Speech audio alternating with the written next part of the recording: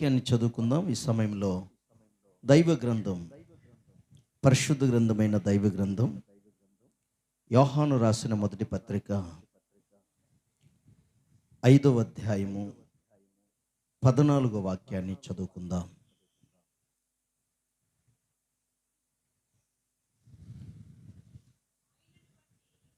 ఆయనను బట్టి మనకు కలిగిన ధైర్యం ఏదనగా, ఆయన చిత్తానుసారముగా మనము ఏది అడిగినను ఆయన మన మనవి ఆలకించుననున్నదియే. రెండు చేతులెత్తి ఒకసారి యేసయ్యా అనండి. ఈ రోజున ఒక చిన్న పునాది కార్యక్రమం ఏంటి అంటే, దేవుడు అన్నాడు, నేను ఈ మందిరపు గుడారపు తాళ్ళును విప్పుతాను, ఈ సరిహద్దులను విశాలపరుస్తాను అన్నాడు. అయితే విశాలపరిచేది ఎవరు అంటే దేవుడు. బాగా గమనించినట్లయితే భక్తుడు తన రాసినటువంటి మాటలో ఉన్న గొప్ప విషయం ఏంటంటే, ఈ కార్యక్రమాన్ని ప్రారంభించాడు దైవ సేవకుని యొక్క ఆలోచన చొప్పున, దేవుడిచ్చినటువంటి నడిపింపు చొప్పున. దేనితో ప్రారంభించారు? డబ్బు తీసుకొచ్చి ఇటుకలు ఏమన్నా తోలిచ్చారా? సిమెంట్ ఏమన్నా తోలిచ్చారా? ఇసుక ఏమన్నా తోలిచ్చారా? లేకపోతే దైవ సేవకులు చేతులు జేబులు, ఏమండి పాస్టర్ గారండి, ఒక 50,000 జేబులు ఏమైనా పెట్టుకున్నావా? లేదు. అందుకని వాక్యం ఏమని సెలవిస్తుంది అని మనము చూస్తే, ఆయనను బట్టి మనకు కలిగిన ధైర్యము ఏమనగా, ఇంత ధైర్యము చేసి ఈ పని ప్రారంభించబడుటకు కారణం ఏంటి? ఆయనను బట్టి మనకు కలిగేటువంటి ధైర్యం ఏంటి అంటే, ఆయన చిత్త ప్రకారముగా ఎవరైతే ప్రార్థిస్తారో వారి ప్రార్థనని దేవుడు ఆలకించుతాడు. స్తోత్రం. భక్తుడైన యోహాను చెప్తున్న మాట, మా ధైర్యము ఏంటి? ఈరోజున ఈ పునాది కార్యక్రమాన్ని ప్రారంభించారు. ధైర్యం ఏంటి? అశోక్ పాస్టర్ గారికి కలిగిన ధైర్యం ఏంటి? ఒకే ఒక ధైర్యం ఏంటి అంటే, నేను చేయుచున్న పని ఇది దైవ చిత్తానుసారమైన పని. అందుకని దేవుడు మా మనవి ఆలకిస్తాడు. అందుకని బాగా గమనించండి, దేవుని చిత్తమును జరిగించువాడట నిరంతరము నిలుస్తాడు. నీ ప్రార్థన లోక సంబంధమైన ప్రార్థనగా ఉంటే దేవుడు ఆ ప్రార్థనని ఆలకించడు. నీ ప్రార్థన నీ ఇష్టానుసారమైన ప్రార్థనగా ఉంటే ఆ ప్రార్థనని దేవుడు ఆలకించడు. గత 11 సంవత్సరాలు అంతేనయ్యా ఈ ప్రాంతంలో సేవ ప్రారంభించి, మందిరం కట్టి, అంతకుముందు సేవ ప్రారంభించి, స్తోత్రం.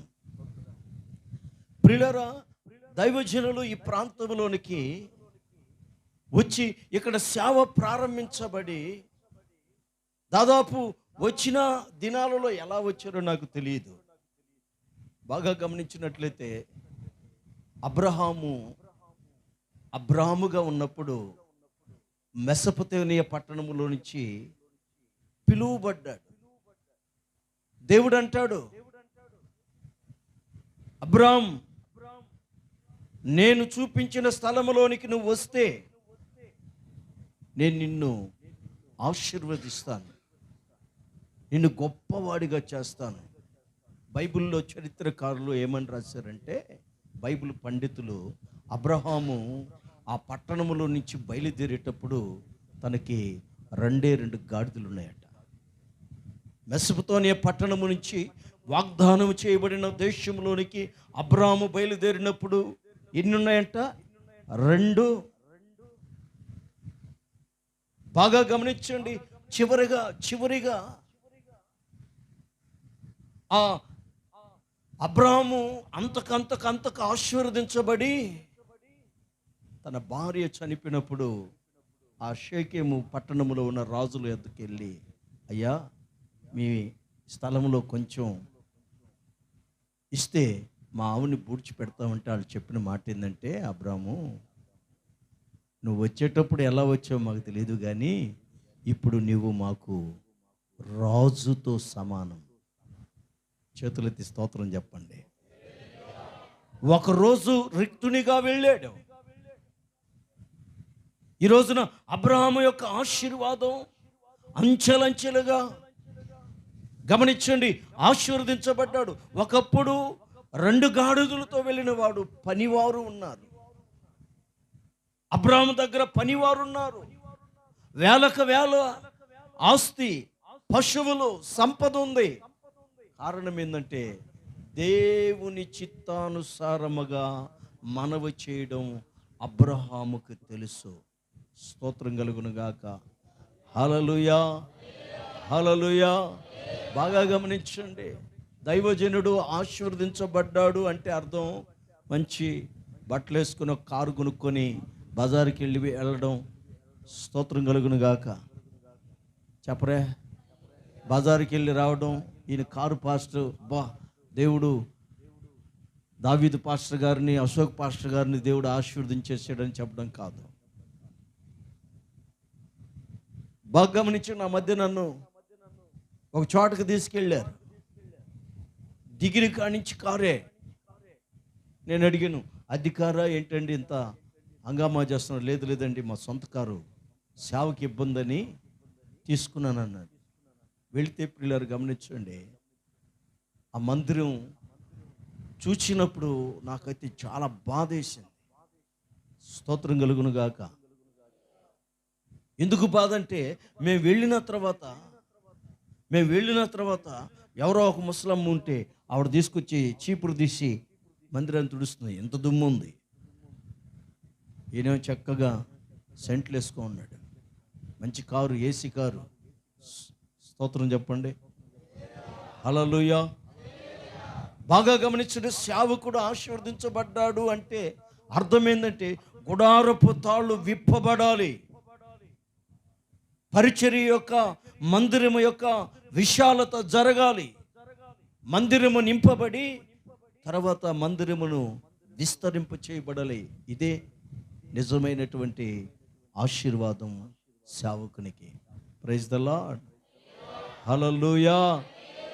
ప్రియులారా గమనించండి, ఎందుకు ఈ మాటలు చెప్తున్నానంటే, భక్తుడైన యోహాను అన్న మాట ఏంటంటే, మా ధైర్యం ఏంటో చెప్పనా, మందిరాన్ని విశాలపరచాలన్నా, ఒక మీటింగ్ పెట్టాలన్నా, ఒక సువార్త చెప్పాలన్నా, దేవుని కొరకు కొన్ని కార్యాలు చేయాలన్నా మా ధైర్యం ప్రకటనే చేస్తాం.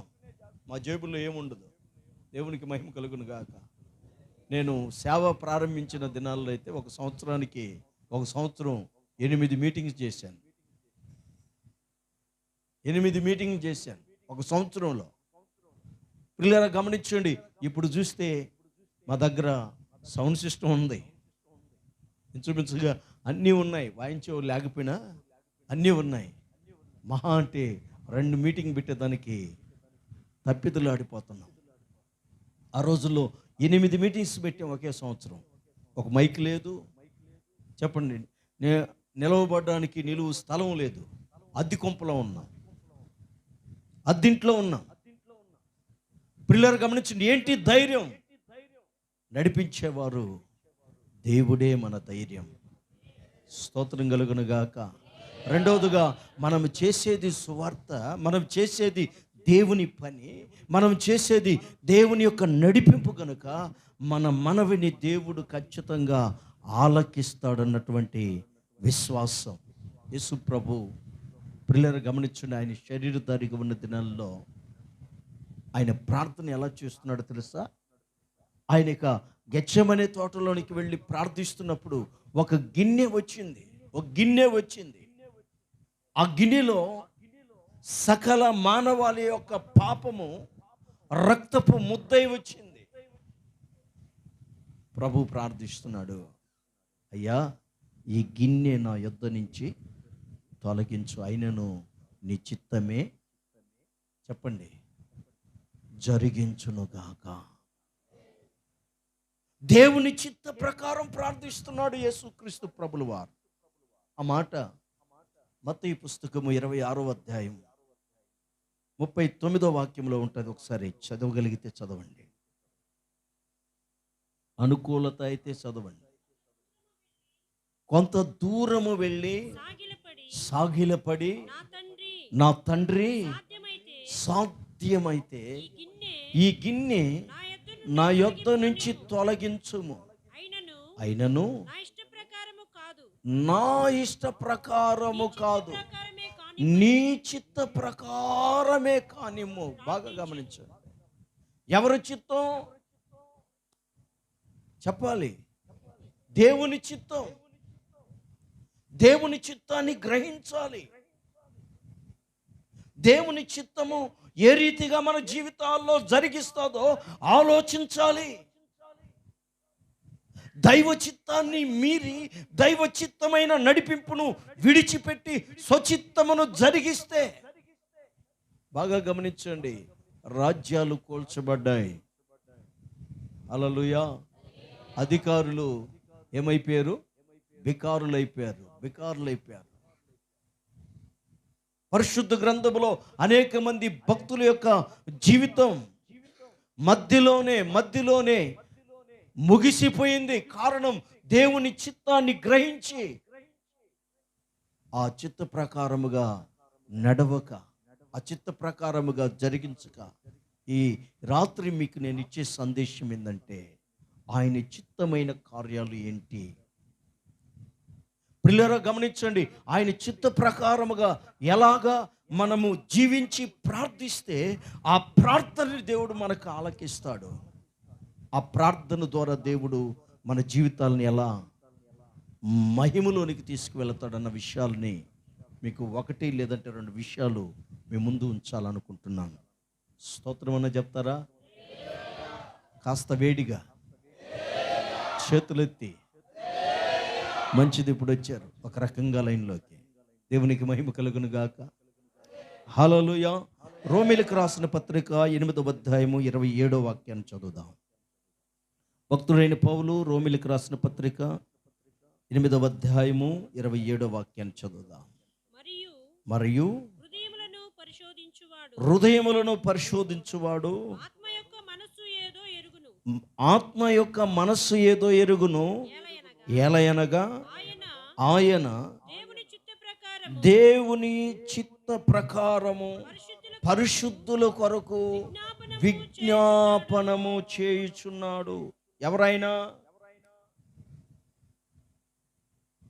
యేసుక్రీస్తు ప్రభుల వారు ఇప్పుడు ఎక్కడున్నాడు? ఆయన తండ్రి సింహాసనమందు కూర్చుండి ఉన్నాడు.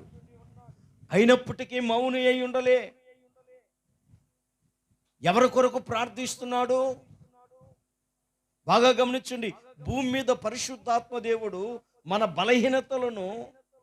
బలహీనతలను చూసి మన పక్షముగా విజ్ఞాపన చేస్తుంటే, ప్రభు ఏం చేస్తున్నాడంటే ఆ పరిశుద్ధుల కొరకు తండ్రి చిత్త ప్రకారముగా ప్రార్థన చేస్తున్నాడు. మన ప్రార్థన ప్రియులారు గమనించండి, దేవుని చిత్తమైన ప్రార్థనగా ఉండాలంటే నిత్యము మనము చేయవలసినటువంటి ప్రార్థన పరిశుద్ధుల కొరకు ప్రార్థించాలి. హల్లెలూయా, హల్లెలూయా.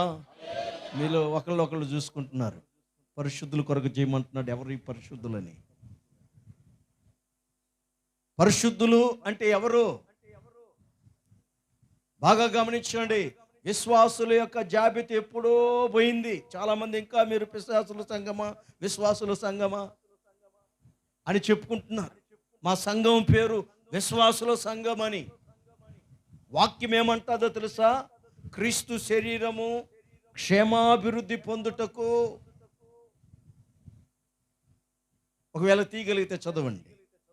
క్రీస్తు శరీరము క్షేమాభివృద్ధి పొందుటకు ఎఫెసీయులకు రాసిన పత్రికలో ఈ మాటలు ఉంటాయి. 4వ అధ్యాయము.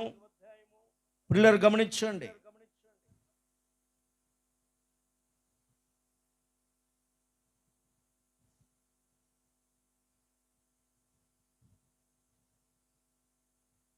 పదమూడవ వాక్యం, 4:13.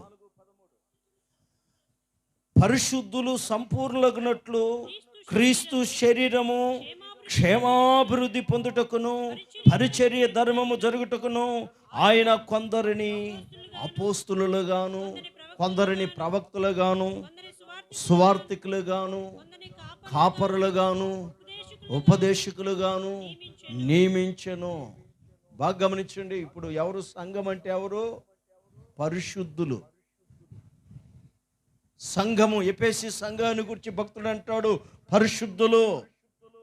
పరిశుద్ధులైన మీరు ఏమవ్వాలంటే సంపూర్ణులు కావాలి. అంటే ఇప్పుడు పరిశుద్ధులంటే ఎవరు చెప్పాలి? చెప్పండి. నేనే అనలేరా? మళ్ళీ విశ్వాసులు దాకపోతున్నారు ఎందుకు? యేసు రక్తం చేత కడగబడ్డారు. ఆయన అమూల్యమైన కృప చేత పిలువబడ్డారు. ఆయన శ్రేష్టమైన ఆత్మ నడిపింపు ద్వారా ఏర్పరచబడ్డారు. సిలువ త్యాగం మనల్ని పాప విమోచన నుంచి విడిపించబడ్డాది. ఇప్పుడు మనము పరిశుద్ధులమే, అంతే. ఆమేనన్నంటలే కాస్త అనండి. ముందుకెళ్ళొద్దా?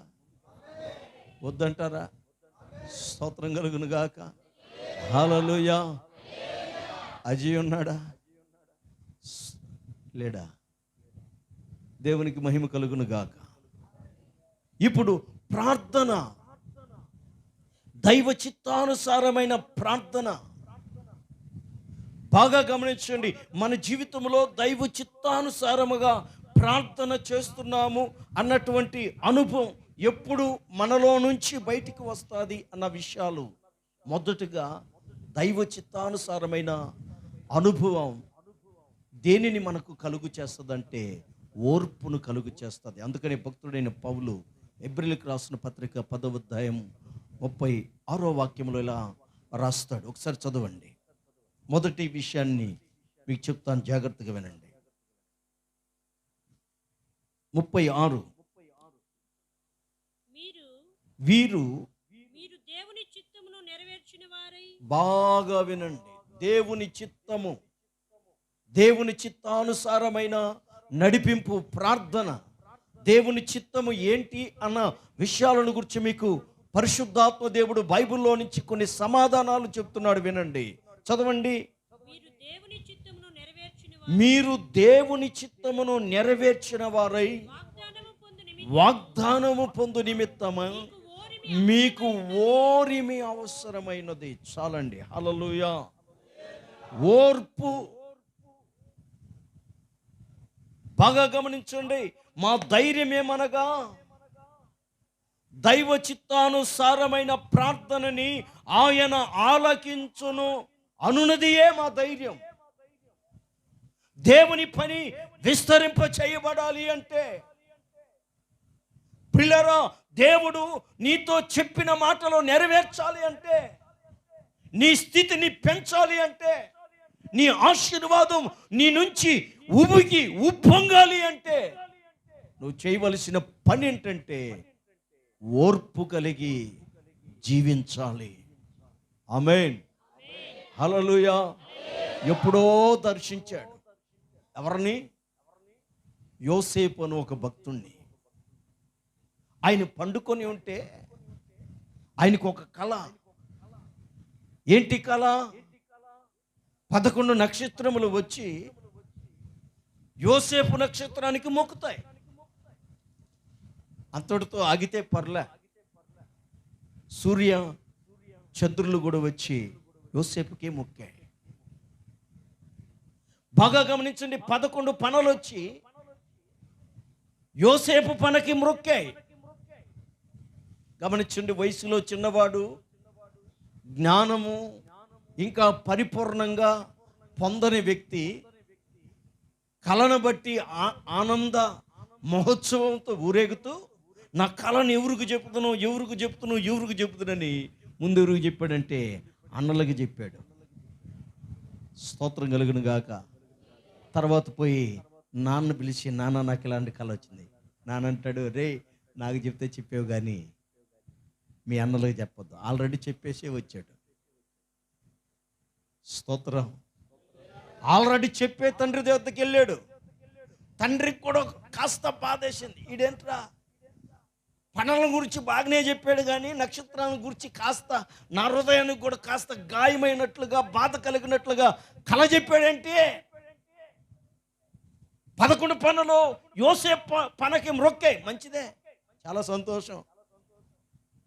ఇడు చెప్పరే ఎవరు కడుగొట్టాడా కాదు కదా, 11వ వాడు కదా. అయినా వాళ్ళ అన్నలు మొక్కారు, తమ్ముడు మొక్కాడు, సంతోషమే. ఇప్పుడు రెండో కళ నాకు కూడా, నేను కూడా వీడికి మొక్కాలా ఒకసారి ఆలోచన చేశాడు. సరే వస్తే వచ్చింది కానీ నీ కళ జరిగితే జరుగుతుంది, లేదంటే జరగపోతే ఉంటుంది, కానీ నువ్వు మీ అన్నలకి మాత్రం చెప్పొద్దన్నాడు. కొడుకంటాడు, ఆల్రెడీ ఎప్పుడో అన్నలకు చెప్పేశానయ్యా. ఏంటి సంగతి? అన్నలు కాపు కాస్తున్నారు. ఒరే ఈడు మన చెడ్డ సమాచారం అంతా తండ్రికి చేరవేస్తున్నాడు. తండ్రి కాడు వీడికేమో రోజు రోజుకి మార్కులు పెరుగుతున్నాయి, మనకేమో మార్కులు రోజు రోజుకి తగ్గుతున్నాయి. ఏంటి వీడి పరిస్థితి? వీడి చెరని ఎలా తప్పించుకోవాలని అన్నలు ఆలోచన చేస్తుంటే తండ్రి పిలిచి, మీ అన్నలు కాస్త మందని మేపుటకు మేత లేని పరిస్థితుల్లో వేరే చోటుకు వెళ్ళారు. వాళ్ళకి సరుకులు ఎత్తుకోబో అంటే తీసుకెళ్తే, పిల్లలు గమనించండి, యోసేపుకు జరిగిన కార్యం అందరికీ తెలుసు. ఆశ్చర్యమైన సంగతి ఏంటంటే, యోసేపు ఎక్కడికి వెళ్ళిపోయాడంటే ఐగుప్తు దేశంలోనికి వెళ్ళిపోయాడు. అయితే ఐగుప్తు దేశంలో అన్నలు లేరు. ఐగుప్తు దేశంలో పిల్లరా తండ్రి లేడు. ఐగుప్తు దేశంలో నాన్నవారు ఎవ్వరు అండగా లేరు యోసేపుకి. బాగా గమనించండి, దేశము కానీ దేశానికి వచ్చాడు. ఇంకా మీకు చెప్పాలంటే భాష కూడా రాదు. కారణం ఏంటంటే వీడి భాషతో ఆ దేశ ప్రజలకి అవసరము లేదు. వాళ్ళకు ఇప్పుడు యోసేపుని కొనుక్కోబోయారు. కొన్నవాడు మళ్ళీ ఇంకొకటి కమ్మేశాడు. ఇప్పుడు యోసేపు ఆ దేశస్తులకి ఎలా కనపడుతున్నాడంటే ఒక పశువులాగా కనపడుతున్నాడు. పశువుకి మాటలు వస్తేనే కొంటావా నువ్వు? చెప్పరే, ఒక గేదెను కొనాలా, గేదెకి మాటలు వచ్చా అని అడుగుతావా? మాటలు వచ్చాయనుకోండి, ఇక గేదెల వ్యాపారం ఉండదు, గేదెల వ్యాపారం చేసేవాడే ఉండడు. కారణం ఏంటి? ఈడు అంటాడు, నా గేదె 6 లీటర్లు ఇస్తుందని, అది 3 ఇస్తుంటుంది. చెప్పరే, అది 3 ఇస్తుంటుంది, ఈడు 6 అని చెప్తాడు. పక్కన అదే గేదె అంట, గేదెకి మాటలు వచ్చాడు, ఏయ్ యజమాండా ఏంటి 6 అంటావు, నేను ఇచ్చేది 3 అన్నది అనుకోండి, కొనేవాడు కొంటాడా? చెప్పరే భక్తులారా, చెప్పండి, స్తోత్రం చెప్పండి. సభావేదిక దగ్గరికి పిలిస్తే ఎలా ఉన్నాడంటే తన తలని వంచుకొని కనీసం అయ్యా నాలో ఏమీ తప్పు లేదని కూడా మారు పలకలేదు. స్తోత్రం చెప్పండి. మారు పలకలేదు. ఎలా ఉన్నాడంటే మరొక భాషలో యేసుక్రీస్తు ప్రభు సిలువుకు అప్పగింపబడినప్పుడు ఎలా మౌని అయి ఉన్నాడో యోసేపు కూడా ఏం చేస్తున్నాడు? మౌని అయి ఉన్నాడు. తన పెదవి విప్పి నేను ఈ దుష్కార్యము చేయలేదాను అని చెప్పలే. మళ్ళీ పోతీఫర్ భార్యకి చెప్పాడు, అమ్మా నువ్వు నా యజమానుడి యొక్క భార్యవి. ఈ ఇంటిలో తనకు కలిగిన ఆస్తిలో ఏ పని ఎలా చక్క పెట్టాలో, ఏది ఎక్కడుందో నా యజమానికి ఏమీ తెలియదు. మొత్తం నా వశంలో ఉన్నది. నువ్వు అతని భార్యవు గనుక నిన్ను మాత్రమే నా వశమునకు అప్పగించలేదు. ఇదిగో ఇంతటి దుష్కార్యము చేసి నా దేవుని దృష్టిలో నేను ఎలా పాపము చేసుకున్నవాడినైతిని, నేను ఎలా పాపము చేసుకున్నవాడుగా మార్చబడతాను. బాగా వినండి. యోసేపు ఐగుప్తు దేశంలో ఉన్నప్పుడు అక్కడ విమోచకుడు ప్రార్థనా మందిరం లేదు. హల్లెలూయా. బాగా గమనించండి. ఈ మధ్య దావీదు పాస్టర్ గారు సేవ ఎక్కువైపోయి మా ఇంటికి ఎక్కువ రావట్లేదు. కనీసం ఇంతకుముందు ప్రారంభ దినాల్లో వారం వచ్చేది. అప్పుడంటే నీకు తెలియదు, నేర్పిస్తాడని తీసుకొచ్చాడు. ఇప్పుడు కూడా వస్తాడా చెప్పరా? హల్లెలూయా. అప్పుడంటే నువ్వు దేవుని విషయాలు పూర్తిగా అర్థం చేసుకోలేవని నీ కోసం ప్రయాసపడ్డాడు. ఇప్పుడు పరిచర్య ఎక్కువైంది. ఇప్పుడు కూడా వారం రావాలా? నన్ను అడుగుతుంటారు అప్పుడప్పుడు, పాస్టర్ గారు అండి అసలు మమ్మల్ని పట్టించుకోవట్లేదు. ఎందుకు పట్టించుకోవట్లేదు? ప్రతి ఉదయకాలం లేచి మీ కొరకు మోకాళ్ళు వేసి ప్రార్థన చేస్తున్నాం కదా, ఇంకేంటి పట్టించుకునే? అదేనండి, నెలకు ఒకసారన్నా మా ఇంటికి గుహ దహనాలకు వస్తే బాగున్నాము. హల్లెలూయా. దేనికోసం చెప్పరా? మేము రాకపోయినా వచ్చేవాళ్ళు వస్తున్నారు కదా, సంచి తగిలించుకొని చీరలు కట్టి వస్తున్నారు. ఈ మధ్య ఎక్కువ కుటుంబాలను దహించేస్తున్నారు. స్తోత్రం కలుగును గాక. మీ ఇళ్ళల్లో ఉప్పు గుంటలోడి ఉప్పు గుంటల్లో పెట్టుకోండి, ఇంటికి కట్టుకోండి అని చెప్తున్నారట. నా కాడికి తీసుకురండి.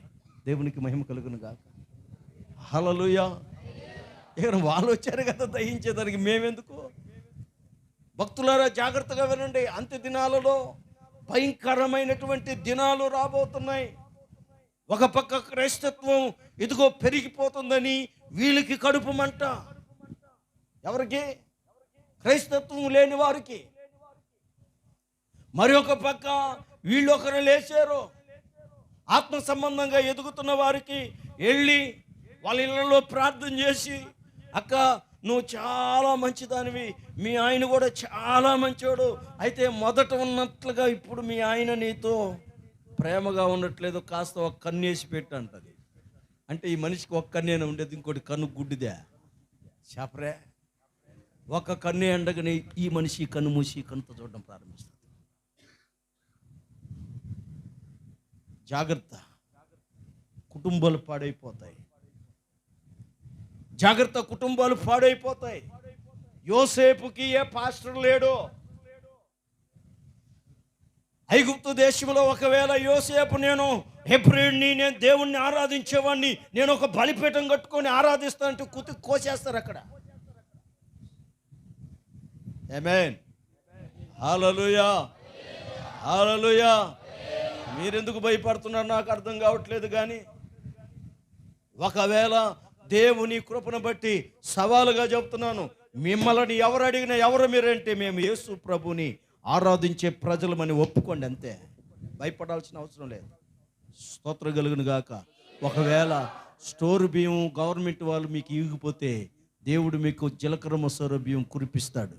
కొట్టో సాబల కొట్టో. ఆమేన్. నా దేవునికి అంత శక్తి ఉంది. బానిసగా వెళ్ళాడు, అమ్మబడి వెళ్ళాడు, కానీ యోసేపు అంటాడు నా దేవుని దృష్టిలో ఇట్లాంటి దుష్కార్యము చేయడు.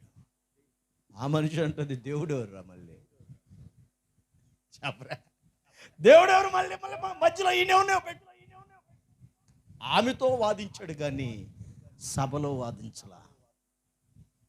బాగా గమనించండి. జైలు అధికారికి దగ్గరికి వెళ్తే ఆ జైల్లో గురించి కూడా ఒక మాట రాస్తాడు. చదవండి 21వ వాక్యం. అదే 39వ అధ్యాయము ఆదికాండం. మీరు వాక్యాలన్నీ లిఖించబడిపోవాలి, మైండ్లో ఉండాలి. అయితే యెహోవా యోసేపునకు తోడయుండి అతని యందు కనికరపడి అతని మీద ఆ చెరసాల యొక్క అధిపతికి కటాక్షము కలుగునట్లు చేసెను. చెరసాల అధిపతి ఆ చెరసాలలో ఉన్న ఖైదీలందరినీ యోసేపు చేతికి అప్పగించెను. హల్లెలూయా. ఎక్కడ? చెరసాలలో కూడా దేవుడు యోసేపుకి ఏమై ఉన్నాడంట? తోడై ఉన్నాడు. బాగా గమనించండి. కనీసం ఆ చెరసాల అధికారికైనా చెప్పాలి. చెరసాల అధికారి కనికరపడి, యోసేపా నీ పద్ధతి నచ్చిందిరా, ఇదిగో నీ జీవన శైలి నచ్చింది, నీ నడిపింపు నచ్చింది, నీ తీరు నచ్చింది, నీకు 100కు 100 మార్కులు వేస్తున్నాను. అధికారి ఈ ఒక్క రహస్యం ఇంతవరకు ఎవ్వరికి చెప్పలా, నీకొక్కడికే చెప్తాను. ఏంటి బాబు అంటే, ఆ పోతీఫర్ భార్య నా మీద కన్నేసింది, నేను వారించుకొని ఇచ్చాను అని చెప్పలేదు. స్తోత్రం. మనకంటే గొప్పవారు మనకు తగిలినప్పుడు, మనకంటే ఉన్నతమైన వారు మనకు తగిలినప్పుడు, మన పరిస్థితులన్నీ అర్థం చేసుకున్నవారు మనకు సన్నిహితంగా ఉన్నప్పుడు, మన హృదయంలో దాచుకున్న విషయాలు కూడా వాళ్ళకి చెప్పేస్తాం. నాకు లాంటి వాడైతే అంతే. స్తోత్రం కలుగును గాక. అందరికి కుడివిస్తే పండుగ, నాకు కుడుం కాదు, నా పక్కన వచ్చి కూర్చుంటేనే పండుగ. స్తోత్రం కలుగును గాక. చాలామందికి కుడివిస్తే పండుగ అంటే నాకు కుడుం కూడా, నా పక్కన వచ్చి అయ్యగారు అన్నాడు అనుకోండి, ఇక నన్ను నేనే మర్చిపోతాను. ఎలా మర్చిపోతుంటే, నాకు దగ్గరకు వచ్చాడు, ఇక ఎట్టి పరిస్థితుల్లో ఆ వ్యక్తికి నేను సహకరించాలి. ఒక్కొక్కరికి ఒక్కొక్క మైండ్. కానీ యోసేపు అంత సన్నిహితంగా జైలు అధికారి ఉన్న జైలు అధికారికి కూడా విచారణ చేయాల. జైలు అధికారికి కూడా విచారణ చేయాల. మీకు చెప్పనా?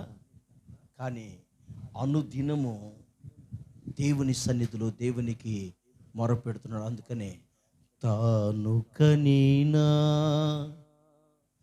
కలలను బట్టి తానెన్నడూ మరువకుండకా, తాను కనీనా కలలను బట్టి తానెన్నడూ మరువకుండకా, శ్రమలను ఓర్పుతో సహించిన, శ్రమలను ఓర్పుతో సహించిన యోసేపుకు ఐగుప్తు రాజధికారమునిచ్చెను. యోసేపుకు ఐగుప్తు రాజధికారమునిచ్చెను. తేజో సంపన్నుడా మారని దేవుడా, తరతరముల జీ మైనర్ వాగ్దానములు తరతరములకు నీ వాగ్దానములు నమ్మదగిన దేవునిగా నెరవేర్చుచుంటివి, నమ్మదగిన దేవునిగా నెరవేర్చుచుంటివి. తేజో సంపన్నుడా కోట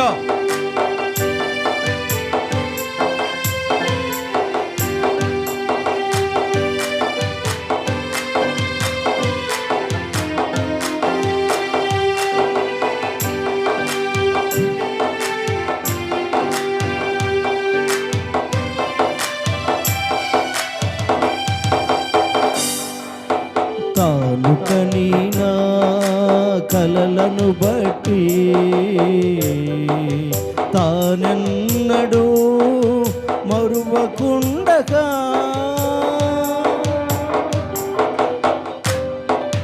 తాను కనీనా కలలను బట్టి తానెన్నడూ మరువకుండగా, మోకరిల్లగా నన్ను మహిమ తాను కనీనా కలలను బట్టి తానెన్నడూ మరువకుండగా శ్రమలను ఓర్పుతో సహించిన, శ్రమలను ఓర్పుతో సహించిన యోసేపుకు ఐగుప్తు రాజధికారమునిచ్చి, నీ ప్రియునికి ఐగుప్తు రాజధికారమునిచ్చి, తేజో సంపన్నుడా మారని దేవుడా, తరతరములకు నీ వాగ్దానములు నమ్మదగిన దేవునిగా నెరవేర్చుచుంటివి. హల్లెలూయా. యోసేపు ఏం చేయలేదు? తను కనిన కలలు చెప్పరే, ఎప్పుడు మర్చిపోలా. ప్రజలకు చెప్పలేదు, కానీ దేవునికి ప్రతిరోజు ప్రార్థిస్తున్నాడు. అయ్యా, ఈ శ్రమలో బాగా గమనించండి, ఈ శ్రమలో నీ ఎదుట ఎన్న తగినవి చెప్పరే. హల్లెలూయా. అందుకనే పేతురు భక్తుడు అంటాడు, కీడు చేసి శ్రమపడుట కంటే మేలు చేసి శ్రమపడుట మేలు అన్నాడు. బాగా గమనించండి, యోసేపు ఎవరికి కీడు చేయలే. అన్నలకి కీడు చేయలేదు, పోతీఫర్ భార్యకి చేయలేదు, పోతీఫర్కి చేయలేదు, కానీ శ్రమలు అనుభవించాడు. అందరికీ యోసేపు పొందుతున్నటువంటి శ్రమలు కనపడుతున్నాయి, కానీ దైవాత్మ కలిగిన వాళ్ళకి ఏం కనపడుతున్నాయి అంటే, యోసేపు ఏ శ్రమల్లో ఉన్నా యోసేపుతో దేవుడు కనపడుతున్నాడు. చేతులెత్తి చెప్పండి హల్లెలూయా. ప్రజలందరికీ శరసాలు కనపడుతున్నాయి, ఆత్మీయులకి ఏం కనపడుతున్నాయి? శరసాల్లో దేవుడు యోసేపుతో కనపడుతున్నాడు. అర్థమైందా? యోసేపు ఎక్కడుంటే దేవుడు అక్కడికి వెళుతున్నాడు. బాగా గమనించండి, నేను యాకోబు దేవుడిని అనిపించుకుంటూ ఏమాత్రము సిగ్గుపడువాడుని కాదు అన్న దేవుడు యాకోబు ఏమో బాగా గమనించండి కనాను దేశంలో ఉన్నాడు, యోసేపు ఏమో ఐగుప్తు దేశంలో ఉన్నాడు. కానీ యాకోబును వదిలి దేవుడు ఎవరితో ఉన్నాడు? యోసేపుతో. కారణం, యోసేపు ఓర్పు కలిగి జీవిస్తున్నాడు. ఈ రోజున నీ జీవితము ఓర్పు కలిగి, సహనము కలిగి ప్రార్థించేటువంటి అనుభవం నీకుంటే,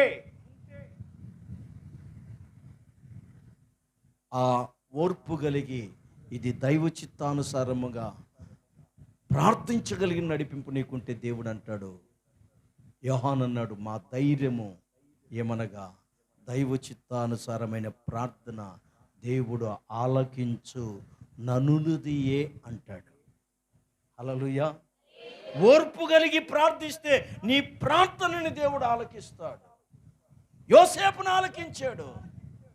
ఇక అంటాడు, బాగా గమనించండి అయ్యా, మా ఐగుప్తు దేశములో రథాలకి కొదువు లేదు, ఐశ్వర్యానికి కొదువు లేదు, ఐగుప్తు దేశంలో పొలాలకి కొదువు లేదు, పంటలకి కొదువు లేదు, వ్యాపారాలకి కొదువు లేదు, ఘనతలకి కొదువు లేదు, అశ్వాలకి కొదువు లేదు. కానీ మా దేశమంతా మేము వెతికినప్పుడు దేవుని ఆత్మ కలిగినోడు ఒక్కడు కూడా లేడు, యోసేపు ఒక్కడేనే నాకు కనపడ్డది.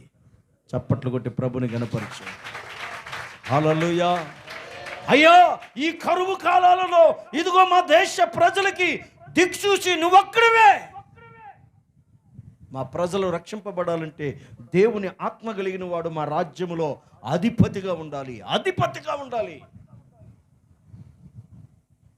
మా దేశంలో దేవుని ఆత్మ కలిగిన వాడే లేడు. స్తోత్రం. హల్లెలూయా, హల్లెలూయా.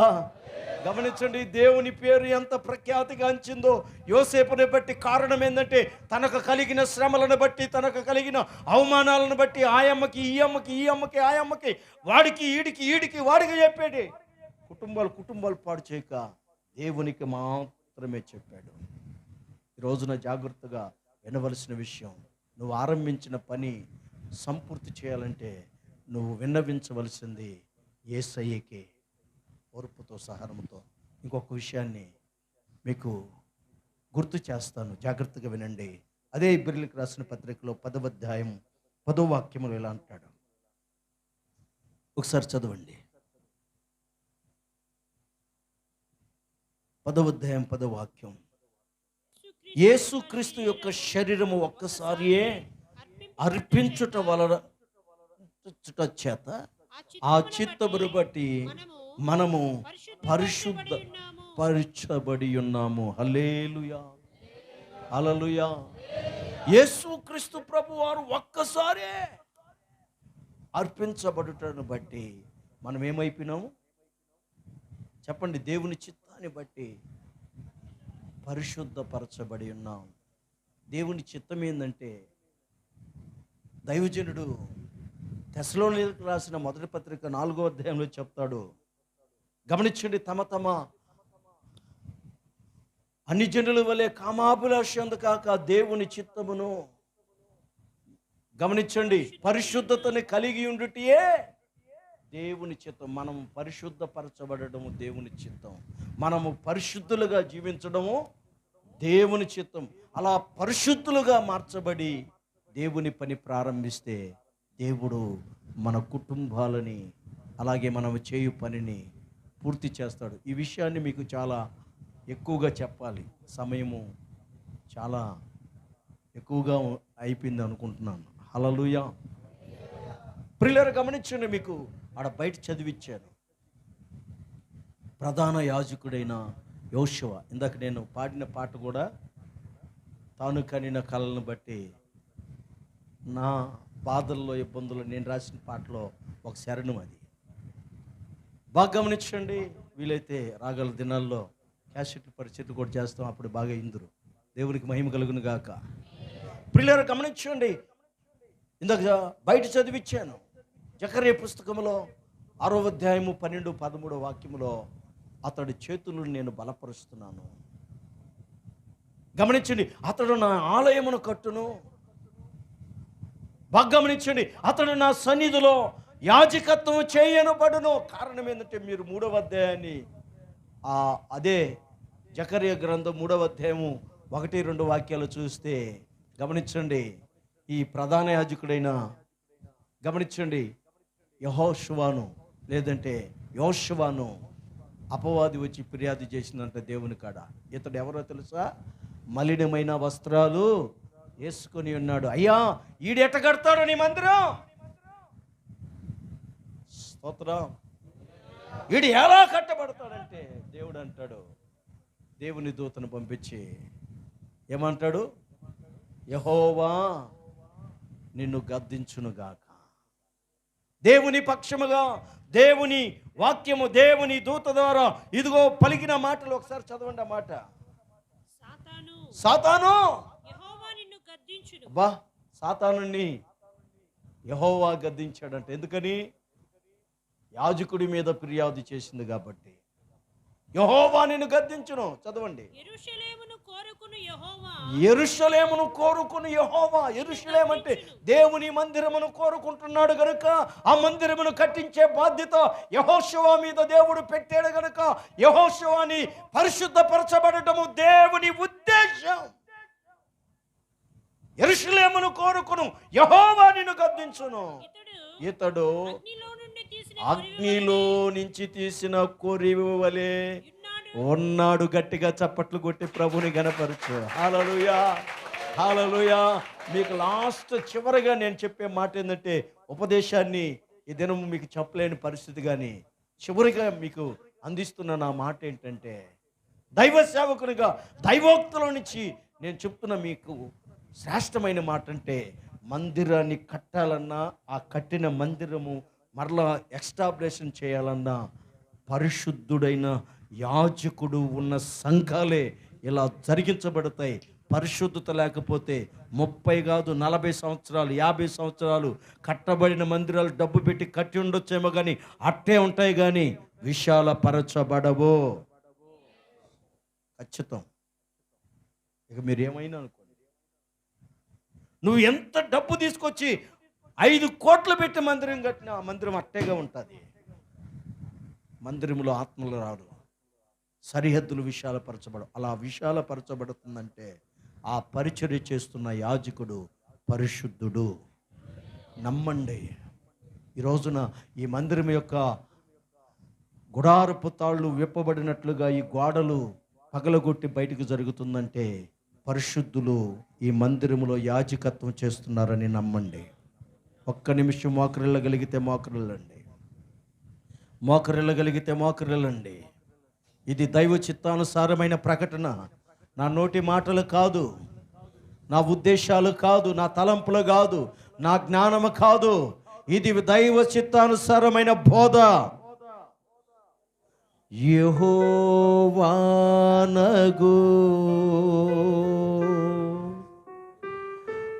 నేను నీ ముందు నడచెదనాని అభయమిచితివే.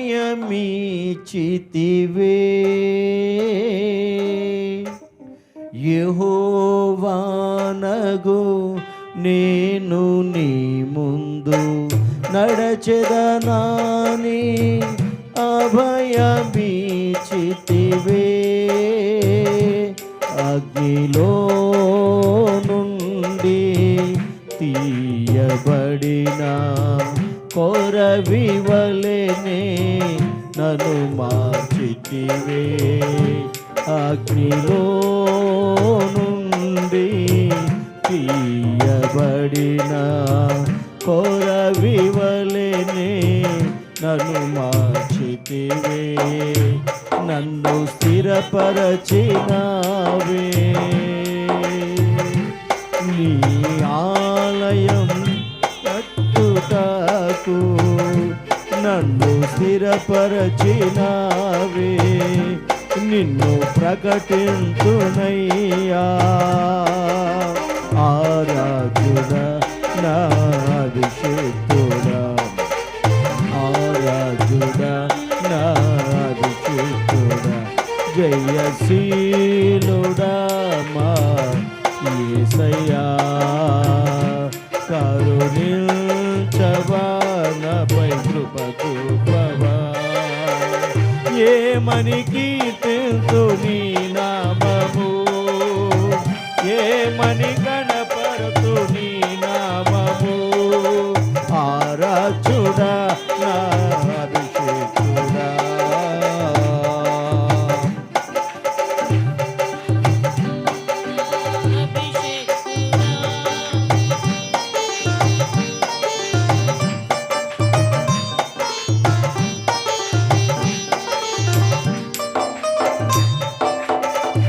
గ్లోరీ. అవును, దైవ పని జరగాలంటే మన ధైర్యం ఆయన చిత్తానుసారంగా ఓర్పు కలిగి ప్రార్థిస్తే ఆయన ఆలకిస్తాడు. ఆయన చిత్తానుసారంగా పరిశుద్ధులమై ప్రార్థిస్తే ఆయన ఆలకిస్తాడు, మన మందిరాన్ని కడుతాడు. గ్లోరీ. ఎవరు నీ ఎదుట నిలువలేరని పాడండి.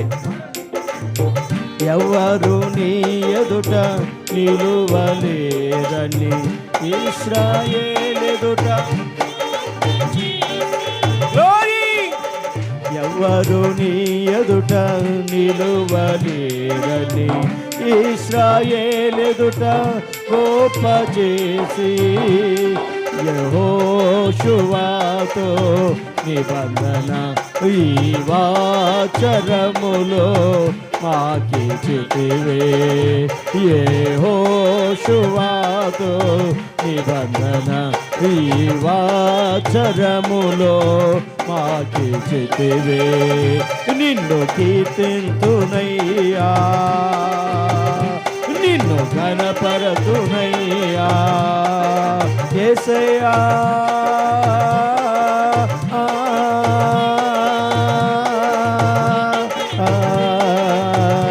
నిన్ను కీర్తింతునయ్యా, నిన్ను ఘనపరతునయ్యా, నిన్ను నిన్ను కీర్తింతునయ్యా, నిన్ను గణపరుతునయ్యా. ఆరాధుడా నా అభిషేకుడా, గ్లోరీ. ఆరాధుడా నా అభిషేకుడా, ఆరాధుడా,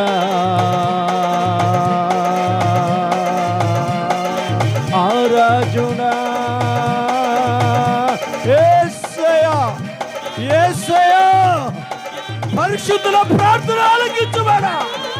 యేసయ్యా, పరిశుద్ధుల హస్తం, యెహోషువ హస్తం, నా ఆలయమును కట్టే హస్తం, బలపరిచే హస్తం. రీబా కబా బాబా బాబా రీబా, రీబా కబా బాబా బాబా. నిన్ను కీర్తింతునయ్యా, నిన్ను గణపరతునయ్యా. యేసయ్యా, అదుగో దేవుని మహిమ కలిగిన కరుణాస్తం మన మీద దిగి ఉన్నది, మన మీద దిగి ఉన్నది. ఓరి కబా కబా బాబా బాబా బాబా బాబా. రిసీవ్, రీస్ దేవుని ఆత్మ. కబా బాబా కిబా బాబా. ఒక్కొక్కరి మీద దిగి పరిశుద్ధులుగా మార్చి, ఓర్పు కలిగిన వారిగా మార్చి, ఆయన మందిరమును కట్టుటకు, మందిరమును కట్టే హస్తాలుగా బలపరచు దేవుడు.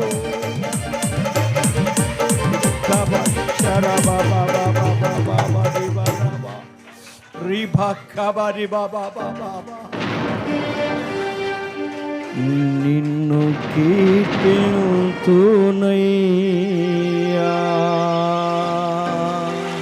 అందరూ గట్టిగా చప్పట్లు కొడుతూ పరిశుద్ధాత్మ శక్తి చేత నింపి, అయ్యా ఓర్పు కలిగిన వారమై విజ్ఞాపన చేసి మేము ధైర్యపరచబడినట్లు, పరిశుద్ధులమై విజ్ఞాపన చేసి ధైర్యపరచబడినట్లు, మా దేవుడు మాతో ఉన్నాడు, మాకు భయము లే, భయము లే. ఒక్కసారి ఉత్సహించు పెదవులతో, ఉత్సాహగానము చేయు నడిపింపుతో మన హృదయాలను దేవుని వైపుకి త్రిప్పి, యేసయ్యా ఈ ప్రశస్తమైన దినాన్ని మాకు ఇచ్చినందుకు స్తోత్రం, ఇంత మంచి కార్యాన్ని జరిగించుటకు ప్రభువా కృపించినందుకు నీకు స్తోత్రమని ప్రభు సన్నిధిలో మళ్ళీ మనం అప్పగించుకొని ప్రార్థన చేసుకుందాం.